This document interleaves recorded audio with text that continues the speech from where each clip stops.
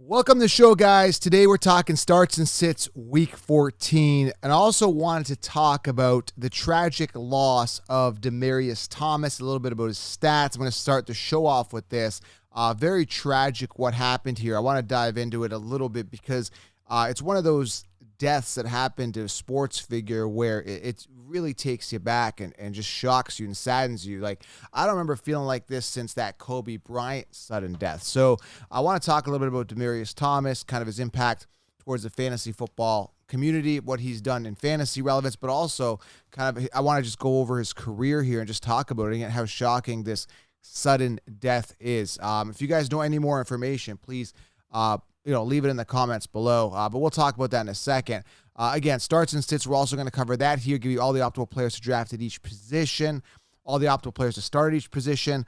Again, I'm just really shocked from this Demaryius Thomas news. But again, I want to dive into that, but also get you guys ready because a lot of people are in playoffs, including myself, for fantasy football NFL Week 14. I had a great week so far this week.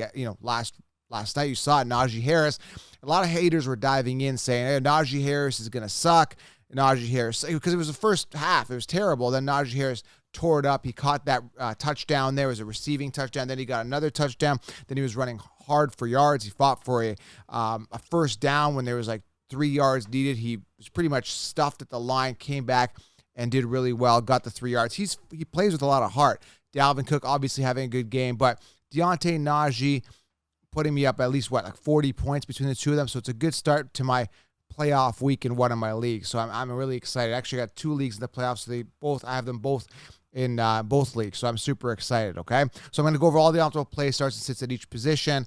And also, guys, if you are new to the channel, make sure you guys subscribe, leave a thumbs up.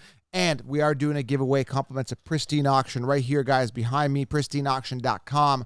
Use promo code SWAGLINE when you sign up. Create a free account. We're actually giving away a signed Najee Harris helmet this week, and there's going to be ongoing draws. PristineAuction.com, promo code SWAGLION, and head on over to Manscaped.com. Get yourself a trimmer. Christmas is around the corner. If you get over to Manscaped now, use promo code SHOWERLINE and save yourself 20%.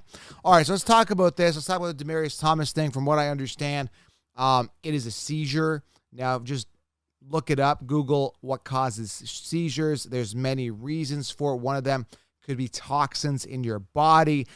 Just look it up, dive in. And again, from what I understand, it's a seizure in the shower.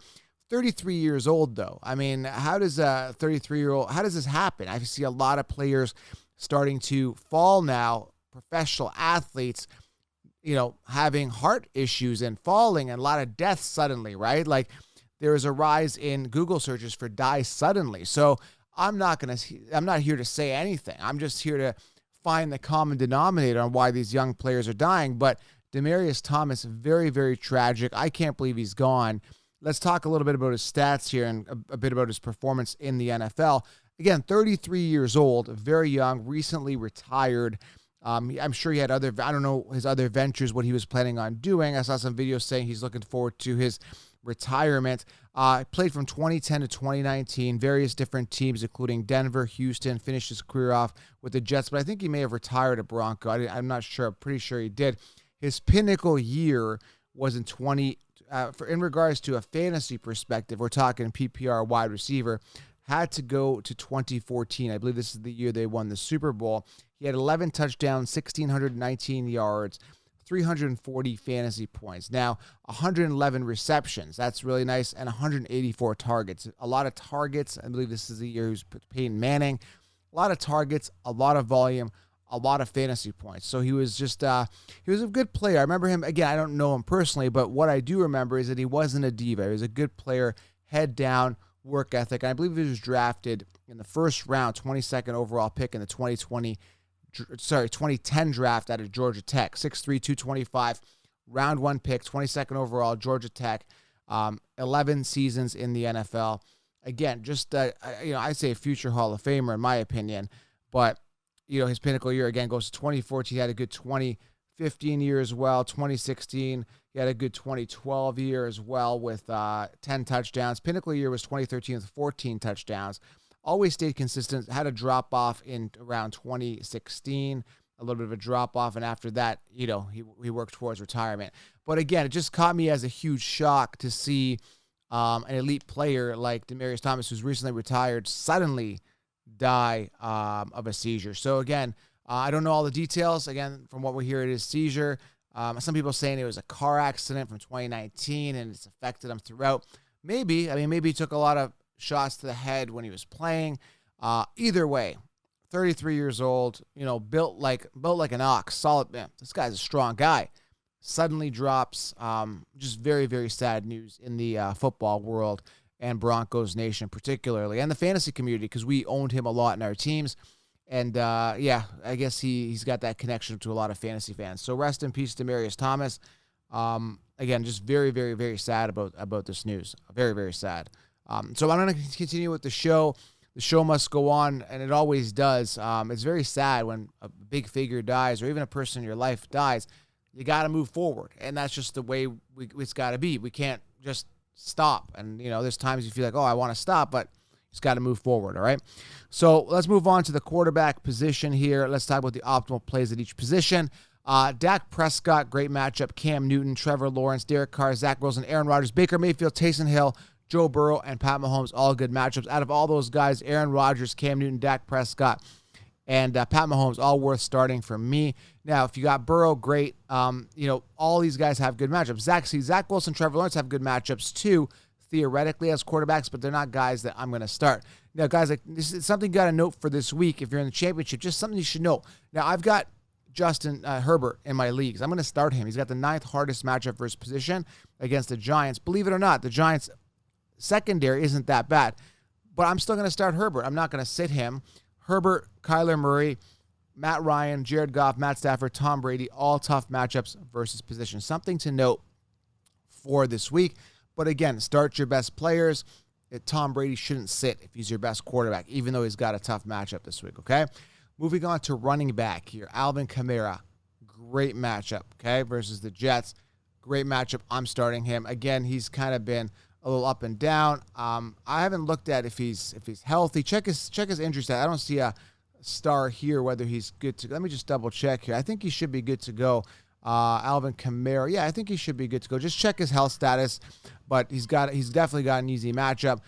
We've got David Johnson, good matchup, but very hard to trust. He's more of a DFS value play, but I don't trust him. Javonte Williams, great matchup. I'm not sure if Melvin Gordon's coming back, but either way, Javonte Williams worth a start, coming off a 33-point week last week. And even if Melvin Gordon did come back, I think Javonte gets a boatload of those carries, gets that volume. He deserves it, and he's got a great matchup versus Detroit, something to be aware of. Alex Collins, I think, should be back. Check into that. It's always been an issue here with the Seahawks and their running backs. Rashad Penny just hasn't been able to get it done.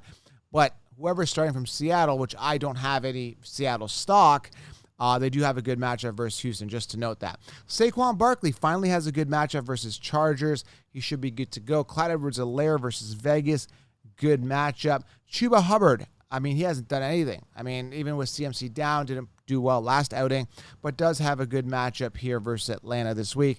Should do well. Austin Eckler, great matchup. He's been solid. Dontrell Hilliard, okay, someone to start this week. Target him on DFS lineups for $5,300, coming off a 22-point week last time. Hilliard should get it done there, okay? He's got a really good matchup. Joe Mixon, good matchup versus San Fran. Aaron Jones, A.J. Dillon, they've got a mid-range matchup. Be aware of that. Leonard Fournette, mid-range matchup, but he's been as solid. Leonard Fournette's been as solid as they come. He's just got the workload, getting the volume, getting the goal line work, okay? Guys that have tough matchups, be aware. Now, I'm starting Cordarrelle Patterson, but he's got the 3rd hardest matchup versus position. Just something to be aware of.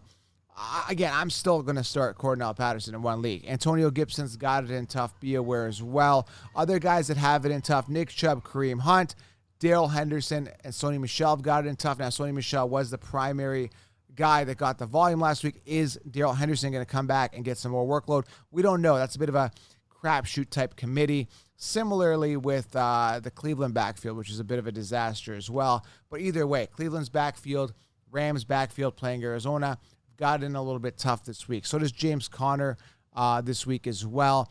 James Conner, a little bit, he's got it in a bit tough as well. Okay, just be aware of that. I know a lot of people are starting him in Arizona. He's a touchdown guy. He's been consistent. 10th hardest matchup versus position. And Zeke Elliott and Tony Pollard, a lot of people asking. Now, I'm torn on this one because I really feel that they're going to work in Tony Pollard. If you start Zeke, I think he's going to be splitting with Pollard. Now, I don't know the reason why. Maybe they want to keep Pollard. Maybe they want to ship Zeke off next year. I don't know. But I just feel that this week, I mean, you got to start Zeke if you have him, unless you don't have a better option. Like, you got to start him. But I think Pollard's going to be a huge thorn in his side. Just be aware of that. Now let's go on to the optimal matchups at wide receiver here. Terry McLaurin, great matchup. I think he's definitely start worthy versus Dallas and what could be a shootout potentially. CeeDee Lamb also got a good matchup. So either way, wide receivers for Washington and the Cowboys in this matchup, both of them have good matchups versus position. Again, if you are, if you're a CeeDee Lamb owner, if you're a Amari Cooper owner and all those guys, it's a three-headed monster. It's always going to be a crapshoot as to who's going to get the volume in that game. So always a bit of a concern, okay? DJ Moore's got a good matchup, definitely worth a start. Devontae Adams and the wide receivers from the Packers playing Chicago. Great matchup this week. Jarvis Landry, pretty solid, pretty consistent. Check his health condition. I think he should be good to go. But Jarvis Landry, good matchup this week. Tyler Lockett, DK Metcalf, been relatively inconsistent. They've got a pretty decent matchup. Guys that got it in tough. Chris Godwin, he's going to get the volume. It doesn't matter if he's playing Buffalo. Should get the volume. I think Chris Godwin should have himself a good week just based on volume, okay? And Tom Brady's throwing to him. Kadarius Toney and the Giants. Kadarius Toney and the Giants wide receivers have it in tough versus the Chargers. Tyreek Hill coming off an abysmal, terrible week. Has got it in tough this week. Be aware of that. But sometimes when they have a bad week, could be a bounce-back week, okay? Something to be aware of. Russell Gage and the wide receivers for Atlanta. Zaccheaus, whatever his name is, they've got it in tough as well. Be aware there. Hunter Renfrow, been very consistent, but the wide receivers for the Vegas Raiders have it in tough.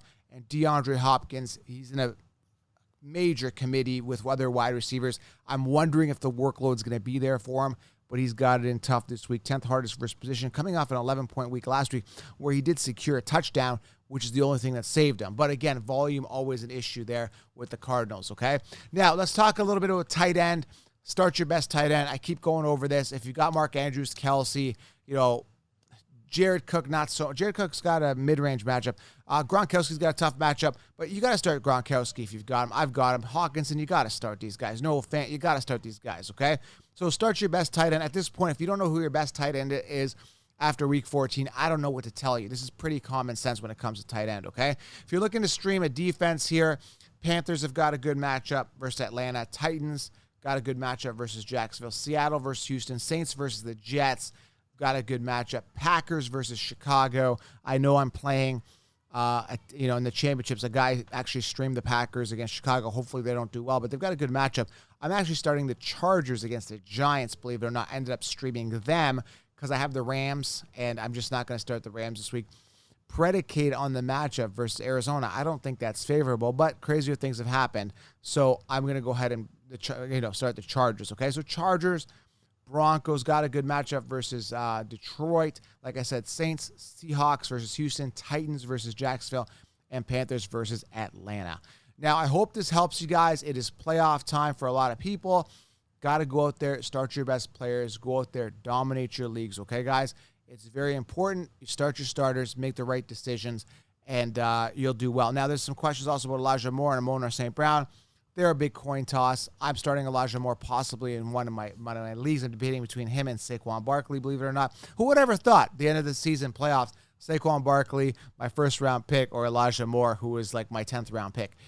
That's fantasy, right? It makes it more exciting, the uncertainty. So I got decisions to make. You got decisions to make. NFL Week 14 is here.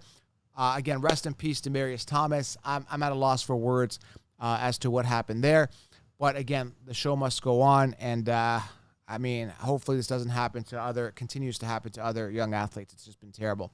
All right, guys, thanks for being here. Subscribe, thumbs up. I'm out.